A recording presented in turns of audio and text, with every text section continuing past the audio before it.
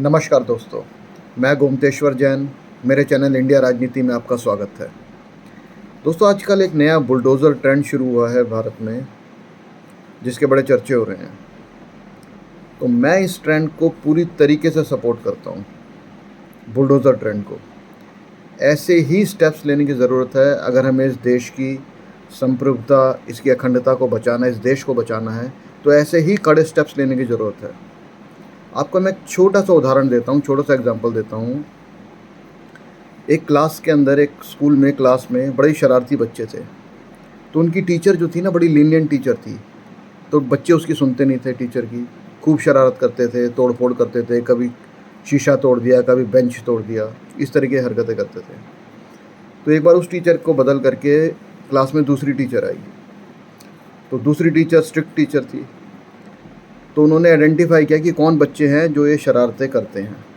उन्होंने 2 बच्चों को आइडेंटिफाई कर लिया कि ये ज़्यादा शरारत करते हैं। तो उन्होंने पूरी क्लास के सामने उन दोनों बच्चों को पनिशमेंट दी, दोनों की पिटाई की। और जो उन्होंने तोड़फोड़ की थी, उनके पेरेंट्स को कंप्लेंट करके उसका हर्जाना उनसे भरवाया गया।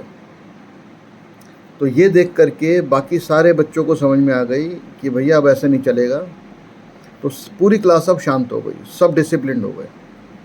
तो ये क्लास है UP, Yogi Adityanath ruled UP, Uttar Pradesh, जिसमें कि इतना क्राइम और इतनी बदहाली थी कि उसको एक समय पर उत्तर प्रदेश कहा जाने लगा था। लेकिन अब वो योगी आदित्यनाथ के अंडर अब वो उत्तम प्रदेश बनता जा रहा है, उत्तर प्रदेश।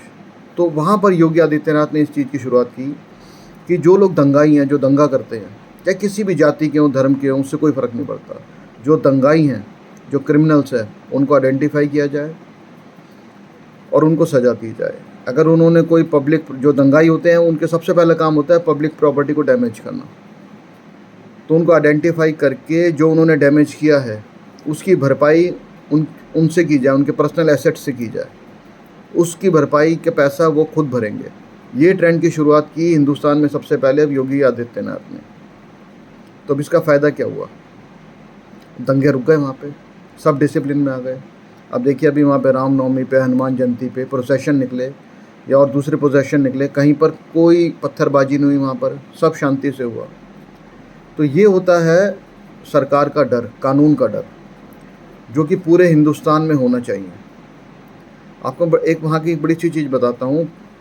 कुछ दिन पहले की बात है, न्यूज़पेपर में आई है खबर कि वहाँ पर एक रेपिस्ट ने क्राइम किया और वो भाग गया और पुलिस उसको ढूंढ रही थी तो वो मिला नहीं। तो पुलिस ने क्या किया, एक बुलडोज़र ला करके उसके घर के पास खड़ा कर दिया, घर के सामने। आप मानेंगे? अब देखिए डर, उसके पास खबर पहुंच गई और विदिन 4 आवर्स, 4 घंटे के अंदर उसने आत्मसमर्पण कर दिया पुलिस स्टेशन के अंदर। तो ये है डर बुलडोज़र का।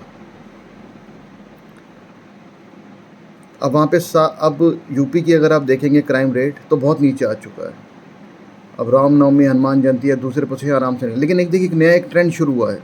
ये पहले नहीं था, लेकिन अब एक ये बड़ा ही प्लान्ड अटैक है कि भाई जो धार्मिक रिलीजियस प्रोसेशन है उसके ऊपर पत्थरबाजी करो, जो कि हमने देखा खारगोन में हुआ मध्य प्रदेश के अंदर, या दिल्ली में जहांगीरपुरी में हुआ, जिससे कि दंगे भड़के। अभी एबीपी न्यूज़ ने उसके पीछे एक स्टिंग ऑपरेशन भी किया, तो उसके अंदर पता चला कि भाई जो अंसार नाम का जो आरोपी है, जिसको गिरफ्तार किया गया है, ये सब उसकी प्लानिंग थी। अब पुलिस ने उसको आइडेंटिफाई करके पकड़ लिया। तो अब बाकी सब भी सुधर जाएंगे। हम देखिए, हिंदुस्तान में कितने समय से देख रहे हैं कि सड़कों पर नमाज होती है, हर फ्राइडे को सड़कों पर नमाज पढ़ी जाती है। कभी वहाँ कोई पत्थरबाजी नहीं हुई, किसी ने उनके ऊपर पत्थर नहीं फेंके। तो अब ये अचानक ऐसा क्या हुआ कि भाई जो हिंदुओं के धार्मिक प्रोसेशन है उनके ऊपर पत्थरबाजी हो रही है, लड़ाई झगड़ा हो रहा है? तो इसके पीछे कोई ना कोई एक प्लानिंग है, जो भारत का ये सौहार्द को ख़राब करने की। तो इसको आइडेंटिफाई करके रोकना बहुत ज़्यादा ज़रूरी है। और मैं कहता हूँ कि कोई भी जाति के लोग हों, किसी भी धर्म के लोग हों, कोई भी हो, कोई भी दंगाई हो, सबके साथ बहुत ही सख्ती से पेश आना चाहिए सरकार को। चाहे कोई भी हो, कोई क्या उनके बैकग्राउंड है, इससे कोई फ़र्क नहीं पड़ता। अमीर है, गरीब है, हिंदू, मुसलमान, सिख, ईसाई है, कोई भी उसकी जाति है, सबको आइडेंटिफाई किया जाए और सबको स्ट्रिक्टली उनके साथ में सख्ती के साथ ट्रीट किया जाए। अभी खारगोन में जैसे मध्य प्रदेश के अंदर भी यही हुआ। तो जैसे जो लोग इसको बड़ा हिंदू मुस्लिम का एंगल देते हैं, वैसे तो मैं इस बारे में हिंदू मुस्लिम के बारे में कभी बात नहीं करता, लेकिन मैं अब ऐसा बता दूँ कि वहाँ पर जब दंगा हुआ तो उसके बाद जो लोग आइडेंटिफाई हुए, तो उसमें से सरकार ने फिर उसके बाद बुलडोज़र की कार्रवाई की कि दंगाइयों के घर तोड़े गए। तो उसमें से 26 मुसलमानों के घर तोड़े गए और 54 हिंदुओं के घर तोड़े गए, सरकार ने जो उनके खिलाफ कार्रवाई की। तो जो हिंदू दंगाई है उनके खिलाफ भी एक्शन होना चाहिए और मुस्लिम के खिलाफ भी होना चाहिए, या और भी कोई धर्म जाति का उसके खिलाफ भी होना चाहिए। तो इसके अंदर कोई भेदभाव नहीं है, सबके खिलाफ सख्ती से कार्रवाई होनी चाहिए।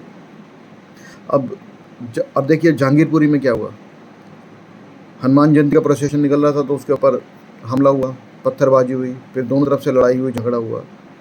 अब पुलिस ने आइडेंटिफाई किया है कुछ लोगों को और उनसे पूछताछ चल रही है, सब कुछ चल रही है। अब उसके बाद वहाँ पर बुलडोज़र की कार्रवाई हुई, तो उसके अंदर एक कोई गुप्ता जी हैं, कोई झा जी हैं, तो उनकी भी जो इलीगल एनक्रोचमेंट थी, कुछ मुस्लिम लोग थे उनकी एनक्रोचमेंट थी, सबको गिराया गया। अब सोशल मीडिया पे कुछ ऐसे पत्रकार हैं जो इसको अब बार बार रंग दे रहे हैं कि जैसे देखो जी गुप्ता जी अब तुम्हारा भी मकान जद में आ गया, या झा जी का भी आ गया, तुम भी बच्चे नहीं देखो ये। अरे तो भैया अगर उन्होंने क्या गुप्ता जी ने एनक्रोचमेंट करी है इलीगल या झा जी ने करी है तो उनका भी मकान गिरेगा। ये तो अच्छी बात है ना, सबके लिए रूल सेम है। तो ये डिवाइड क्यों, ये जो पत्रकार हैं सोशल मीडिया पर ये इसको इस तरह से डिवाइड करने के एक ट्रेंड चला रहे हैं। वो राहत इंदौरी का शेर है कि लगेगी आग तो आएंगे सब जद में, यहाँ मेरा ही मकान थोड़ी। तो इस शेर को लेकर के वो बार बार कहे भाई गुप्ता जी तुम भी जद में आ गए, झा जी तुम भी जद में आ गए, तुमने बीजेपी को सपोर्ट किया या तुम हिंदू हो। तो भैया अगर गलत काम करेंगे तो उनके खिलाफ भी एक्शन होगा। मैं तो सरकार को कहता हूँ कि बहुत अच्छा किया उन्होंने कि बिना कोई जाति धर्म देख करके सबके खिलाफ सेम एक्शन होना चाहिए। लेकिन जहांगीरपुरी में जो बुलडोज़र की जो कार्रवाई जमा शुरू हुई, तो आप ये देखिए, एक जमात उलेमा हिंद करके एक ऑर्गेनाइजेशन है। जब अहमदाबाद के अंदर बम विस्फोट हुए थे तो वहाँ पर कुछ इस्लामिस्ट टेररिस्ट मिले थे, तो उनके खिलाफ कोर्ट में जो है सज़ा हुई उनको, तो उनका केस लड़ रही है ये ऑर्गेनाइजेशन जमात उलेमा हिंद। उसी ऑर्गेनाइजेशन ने जहांगीरपुरी में बुलडोज़र कार्रवाई के खिलाफ याचिका दायर कर दी सुप्रीम कोर्ट में, रात के अंदर ही। और उनके वकील कौन थे? दुष्यंत दवे, कपिल सिब्बल, प्रशांत भूषण। ये देख रहे हैं ना, ये मतलब इनका इकोसिस्टम आप देख रहे हैं कि कैसे एकदम से ये लोग इकट्ठे हो जाते हैं। और सुप्रीम कोर्ट ने फटाफट से वो कार्रवाई रुकवा भी दी, बुलडोज़र कार्रवाई रुकवाई दंगाइयों के खिलाफ कि भाई दंगाइयों के खिलाफ या इलीगल जिन्होंने एनक्रोचमेंट कर रखी है, अतिक्रमण कर रखा है, उनके खिलाफ कार्रवाई रोक दो। सुप्रीम कोर्ट ने उनकी बात एकदम मान ली। तो ये देख करके मेरे को कश्मीर फाइल्स पिक्चर का एक डायलॉग याद आता है जिसमें पल्लवी जोशी जो कॉलेज की प्रोफेसर होती है, तो वो कहती है कि भाई सरकार उनकी है तो क्या हुआ, सिस्टम तो हमारा है। सोच सकते हैं कि सिस्टम तो हमारा है। तो ये उसका प्रत्यक्ष एक उदाहरण है कि कोई बात नहीं, अगर सरकार ने बुलडोज़र कार्रवाई का आदेश दे भी दिए तो क्या हुआ, तो हम सब इकट्ठे होकर के सुप्रीम कोर्ट जाकर के उसको फटाफट से रुकवा देंगे। और बृंदा कराट वो वहाँ से सुप्रीम कोर्ट का ऑर्डर लेकर के वहाँ पहुँच गई, बुलडोज़र के सामने खड़े होने का नाटक कर रही थी।